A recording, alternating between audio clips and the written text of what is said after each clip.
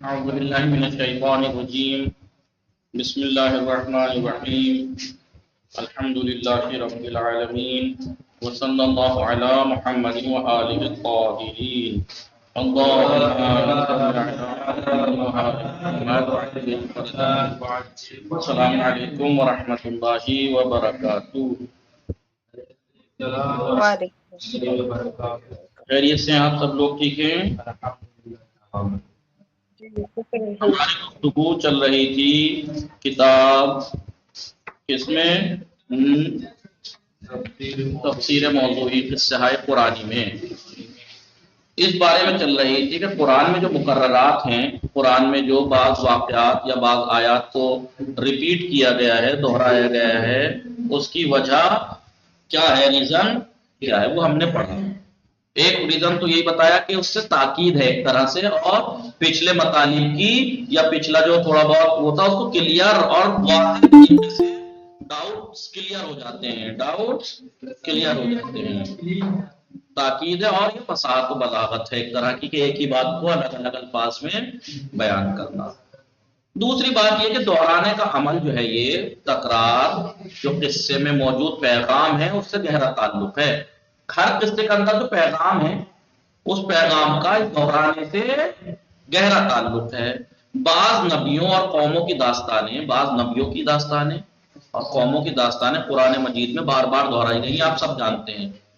خود جناب کا بنی اسرائیل کا واقعہ کئی جگہ دہرایا گیا مثلا، تو بار بار دہرایا گیا. کیوں؟ خصوصاً حضرت موسیٰ علیہ السلام کی داستان جو کہ 30 سے زیادہ سوروں میں بیان کی گئی. کتنے؟ 30 سے زیادہ. لیکن ہر بار جتنی بار بھی دہرائی گئی، ہر بار چھوٹی اور بڑی ہونے کے اعتبار سے آپس میں مختلف ہے. وہ جو داستان دہرائی گئی ہے، کہیں پہ چھوٹی دہرائی گئی ہے، کہیں اس سے بڑی، کہیں اس سے بڑی، کہیں ڈیٹیلز میں. ایسا یہ نہیں ہے، ہر جگہ جہاں بھی دہرائی گئی ہے وہ 30 سوروں میں داستان چھوٹے بڑا ہونے کے اعتبار سے مختلف ہے. اس کے علاوہ کہیں کہانی کے کردار پر توجہ دی گئی ہے. بعض بھلے ہی دہرائی گئی وہ 30 بار 30 سوروں میں، لیکن بعض جگہ وہاں اس کے کریکٹر پہ توجہ دی گئی ہے، کہانی کا کریکٹر جو ہے، کردار جو ہے، اور کہیں پہ مناظر پر کہ کس جگہ پر کس حالات میں کیا معاملات تھے، کیسے واقعہ پیش آیا. اور کہیں پہ متکلم کی ضمیریں استعمال کی گئی ہیں، اور کہیں پہ مخاطب کی ضمیریں، کہیں پہ غائب کی ضمیریں. ایسا ہی نہیں ہے بدل بدل کے کچھ نہ کچھ، کہیں پہ ضمیریں بدلی گئی ہیں، کہیں مخاطب آ گئی ہیں ضمیریں، کہیں غائب، کہیں پہ متکلم کی. اور کہیں پہ واقعہ اگر کئی دفعہ دہرایا گیا تو اس واقعے میں مثلاً یہ تھوڑا چھوٹا ہے، اگلا جو دہرائے گا اس سے تھوڑا بڑا ہے، اور ہو سکتا ہے کہ اس واقعے میں کریکٹر پہ زوم کیا گیا ہے، کریکٹر پہ توجہ دی گئی ہے، دوسرے میں منظر کے اوپر، تیسرے میں مطلب گفتگو کے اوپر دھیان دی گئی ہو کہ آپس میں گفتگو کریکٹر کی کیسے ہو رہی تھی. نہیں، قصہ تسلیم میں. آئیے، قرآن مجید میں بار بار دہرائی گئی داستانوں کے سرسری مطالعے سے ہی اندازہ ہو جاتا ہے. قرآن مجید میں جو داستانیں بار بار دہرائی گئی ان کو آپ سرسری طور پر ڈیٹیلز میں نہیں، ڈیپلی اسٹڈی مت کیجیے. اگر آپ سرسری مطالعہ کریں اس کے بارے میں تو اسی سے یہ اندازہ ہو جاتا ہے کہ یہ تکرار، یہ بار بار دہرانا سورے کے ذریعے اہداف اور مقاصد اور اس کے پہنچائے گئے پیغام کے ساتھ خوب میل کھاتی ہے. یہ جو تکرار ہے کس چیز سے میل کھاتی ہے؟ اس سورے کے پیغام سے، ہدف سے، مقصد سے خوب میل کھاتی ہے.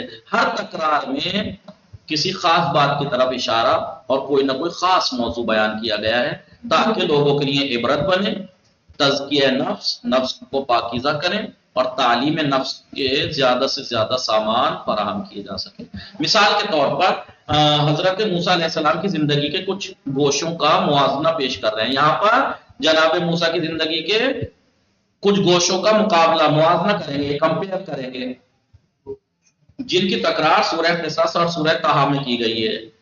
زندگی کچھ گوشے آپ کی زندگی کے جناب موسیٰ کی کہاں؟ سورہ قصص اور سورہ طٰہٰ. اور قصے کے پیغامات کے ساتھ تکرار کی مناسبت سے، جو قصے کے پیغامات ہیں اس کے ساتھ تکرار کی مناسبت سے متعلق چند نکات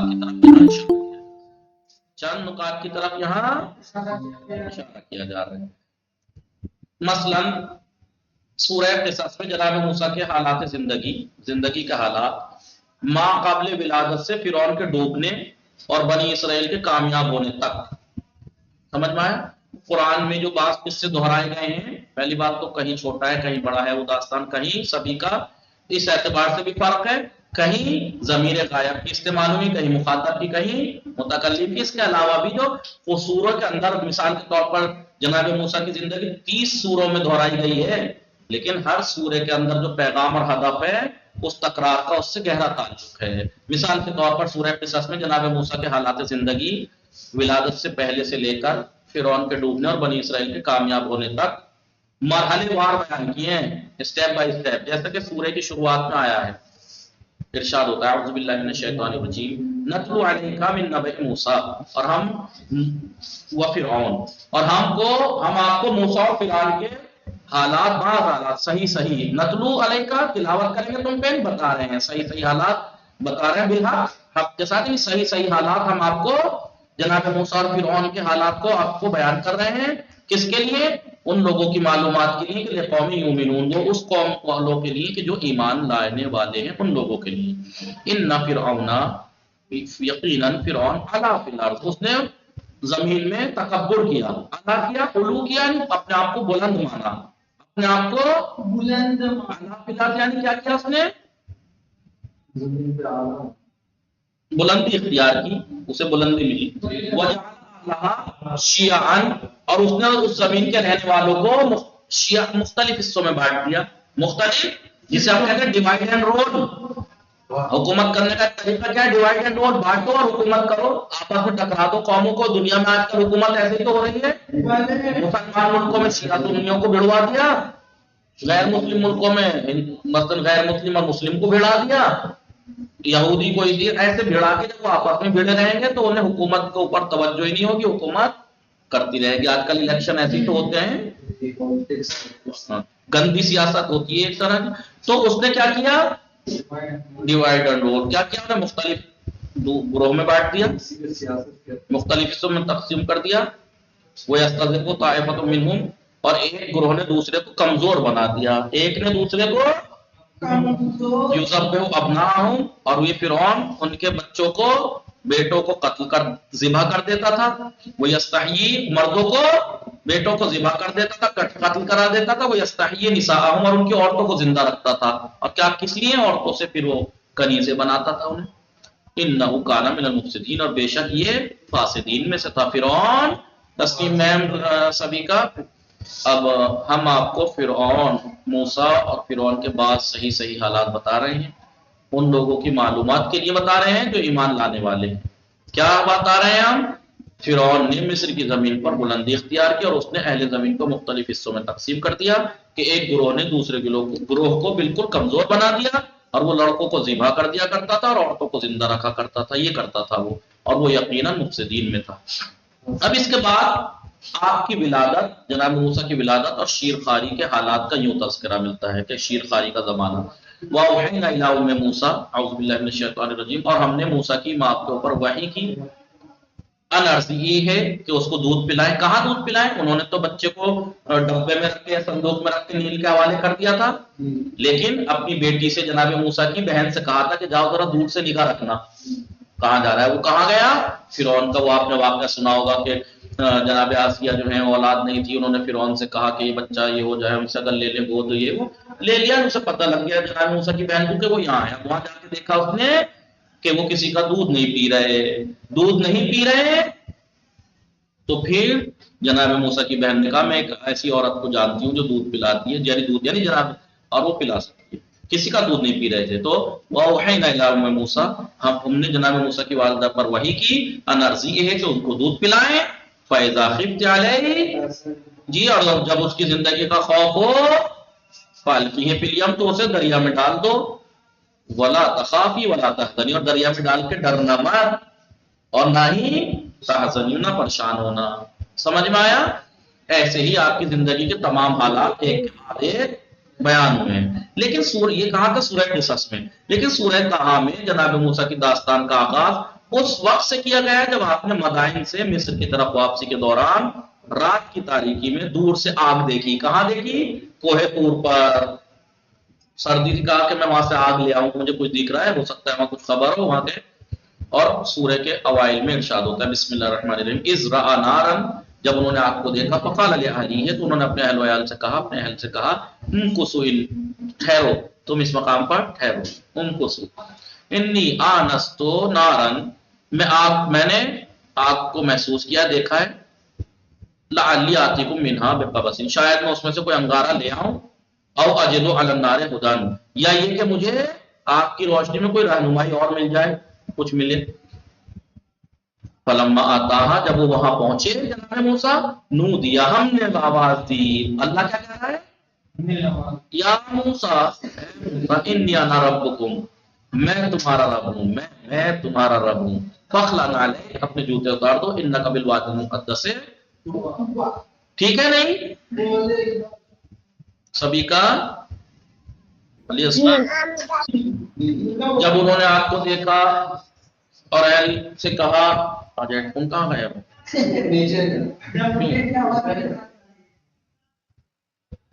بہرحال اب رہے اب نہیں، اب تو ریکارڈنگ چل رہی ہے، لگا کہ کرو آپ کو دیکھا ہے شاید میں اس میں سے کوئی انگارہ لے آؤں یا آگ کی روشنی میں کوئی رہنمائی حاصل کروں۔ پھر جب موسیٰ اس آگ کے قریب آئے تو آواز دی گئی، نو دیا آواز دی گئی، اے موسیٰ میں ہوں میں، انی انا میں ہوں میں، ربکم تمہارا رب، لہٰذا اپنے جوتیوں کو اتار دو۔ اس کے بعد آپ کے دوسرے حالات زندگی بیان کی گئے، مثلا شیر خاری کے حالات کی طرف اشارہ ہوا ہے۔ ان دو سوروں میں آیات کی جو عبارات آرائی ہے، عبارت جس طریقے سے رکھی بنائی گئی ہے اور جو خطاب کیا گیا اس کی نوعیت جو ہے اور داستان کے جو مراحل ہیں، کیفیت کے موازنہ سے یہ دو اہم باتیں کھل کر سامنے آتی ہیں دونوں کے سوروں کا جب ہم موازنہ کمپیئر کرتے ہیں۔ نمبر ایک، سورہ قصص میں حضرت موسیٰ علیہ السلام کی داستان بیان کرنے کا اصل ہدف یہ ہے پیغمبر اسلام صلی اللہ علیہ وآلہ وسلم اور ہر زمانے کے تمام مومنین یہ جان لے آ رہے ہیں، وہ لوگ ان کے لیے ہم تمہارے لیے سچ سچ بیان کر رہے ہیں تاکہ مومنین جو لوگ ایمان لائے انہیں پتہ لگ جائے، یہی ہے نا، تمام مومنین یہ جان لیں کہ حق و باطل کی لڑائی میں کامیابی بہرحال صاحبان ایمان کا حصہ ہے۔ تو یہاں پر جو جناب موسیٰ کی داستان سورہ قصص میں بیان ہوئی اس کا ہدف کیا تھا؟ اس کا ہدف یہ تھا کہ پیغمبر اور مومنین تمام یہ جان لیں کہ حق و باطل کی لڑائی میں جیت ہمیشہ حق کی اور صاحبان ایمان کی ہوتی ہے۔